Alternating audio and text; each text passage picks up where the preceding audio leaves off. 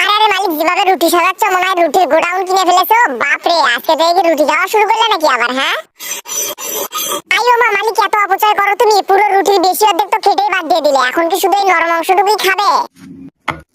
দেখো অবস্থা, তার ভিতর আবার দুধ ঢাল দিয়েছে, মানে সবসময় শুধু রাজকীয় খাবার দাবার, তাই না?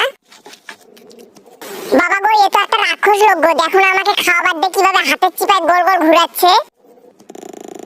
ও আচ্ছা, এই ছিল তোমার মনে, তুমি তাহলে আজকে রুটি দিয়ে রসগোল্লা বানিয়ে ফেলবে, তাই না? এই বাবু, তোমরা ভিডিওতে লাইক করে চ্যানেলটি সাবস্ক্রাইব করে দাও তো।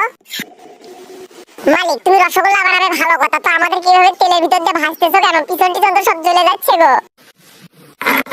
মালিক, তুমি তো রসগোল্লার নামে লাড্ডু বানিয়ে ফেললে গো। একটা বুদ্ধি আছে, এর ভিতর রস দিলে কিন্তু রসগোল্লা হয়ে যাবে, তাড়াতাড়ি যাও রস বানাও। আরে রসে ভরা যৌবন আমার নয়া ডাঙ্গের পানি। কি বাবু, কার কার জিভে জল চলে আসছে? তাড়াতাড়ি কমেন্ট করে বলো কার কার রসগোল্লা খেতে ভালো লাগে, তাড়াতাড়ি কমেন্ট করে বলো।